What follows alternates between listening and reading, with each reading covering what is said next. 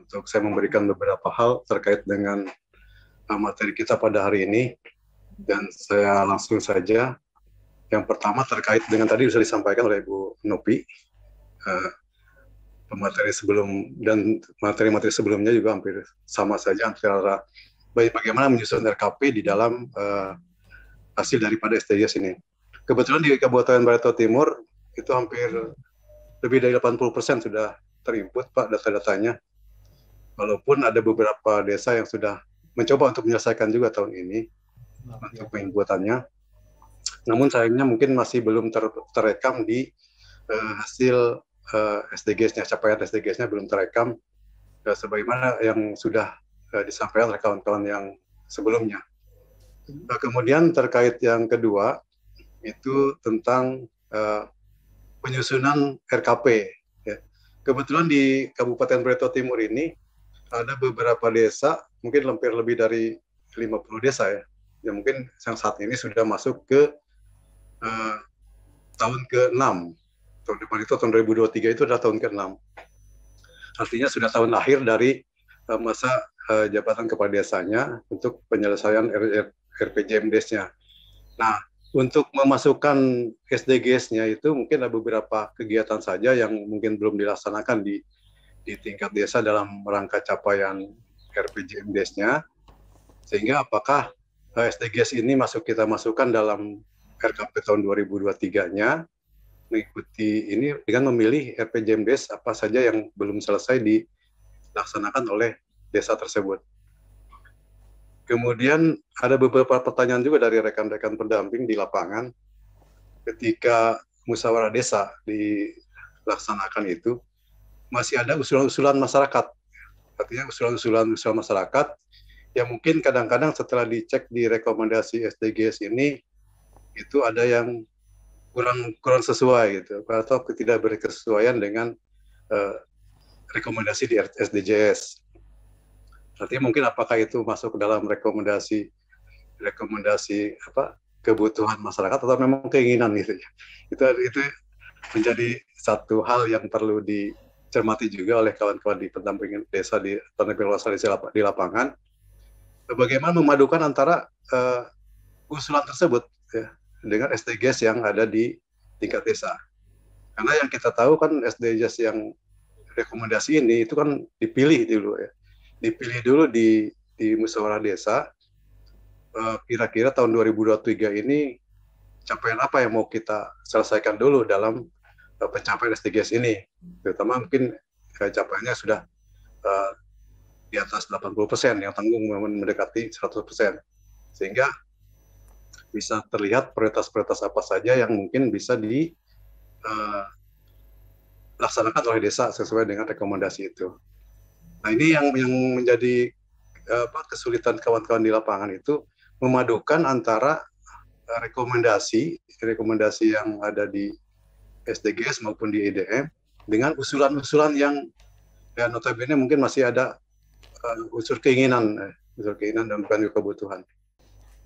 Kemudian pertanyaan ketiga dari Pak Amin ya, ketika terdapat data rekomendasi yang bukan merupakan kebutuhan tetapi merupakan keinginan, saran saya adalah teman-teman tetap menyampaikan sesuai data rekomendasi. Caranya adalah bagaimana? Caranya seperti yang saya mappingkan tadi, dari seluruh goals kita sudah membahas sampai goal ke-15 hari ini, itu dirankingkan. Nah, dari ranking tadi itu dimasukkan ke dalam format daftar rencana program dan kegiatan yang akan masuk ke desa. Itu dirankingkan, kemudian dimasukkan semuanya, baru kemudian disajikan datanya. Kan ada data format data existing di sana. Nah, dari serta tahun pelaksanaan. Nah, dari itu tadi diperlihatkan lagi kepada masyarakat saat Musdes ya, penyusunan ini ya oleh tim penyusun RKP, diperlihatkan mana yang akan kita lakukan. Mungkin saja bahwa kegiatan-kegiatan ini juga sebenarnya sudah termasuk ya karena kita dicoba saja dulu, Pak Amin Subagio ya, dicoba dulu semua, diambil satu pilot dulu, membacanya sampai selesai. Artinya saya menyampaikan bahwa dari goals pertama sampai goals ke-18 itu banyak sekali kegiatan yang merupakan kewenangan desa yang bisa dimasukkan di dalam RKP maupun di dalam DU RKP. Jadi dicoba saja, mungkin saja keinginan atau keinginan itu ada di dalam data SDGs-nya, tetapi belum bisa mengimplementasi atau menamakan ya di dalam RKP-nya ya. Jadi dicek lagi Pak Amin, dicoba lagi, dilihat lagi seperti tadi, kemudian dimappingkan secara prioritasnya. Terus kemudian pertanyaan selanjutnya adalah bagaimana dengan desa yang sudah masuk ke-6 ya, tahun depan adalah tahun terakhir ya, misalnya tahun ke-6 RKP-nya gitu kan. Nah, ya tetap harus menggunakan RPJM dari RPJM yang sebelumnya memang, tetapi ya melihat hasil-hasil dari, kan goalsnya ini kan banyak ya, berarti ya kalau di RKP kan yang digunakan hanya tahun depan 2023 gitu kan kalau dari data SDGs-nya. Nah, untuk berikutnya lagi ya berarti menunggu hasil rekomendasi tahun depan untuk tahun yang berikutnya, dan tentunya sudah dengan kepala desa terpilih atau kepala desa baru. Kemudian Gus Amin Subagio ya, Pak Tegus ya. Subagio, siapa? Ya. Subagio. Terima kasih, ini saya kira ini satu ruang baru yang perlu kami jawab, bagaimana melakukan pendampingan pendataan desa, atau kalau istilah Pak Menteri pada waktu pidato desa 15 Januari 2022, bagaimana pendampingan untuk membudayakan data desa di dalam proses perencanaan, kemudian pelaksanaan dan evaluasi pembangunan desa. Saya kira ini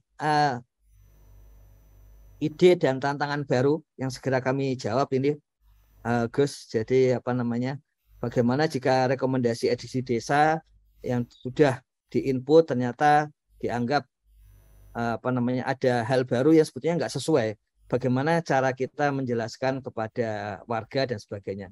Mungkin jika ada di antara Bapak Ibu sekalian mengalami hal serupa dan sudah menyelesaikan, sudah solving di lapangan, itu mohon berkenan untuk membagi pengalamannya itu, trik-triknya, strateginya kepada kami melalui Sapa Desa dan melalui pendamping, atau pendamping sendiri sudah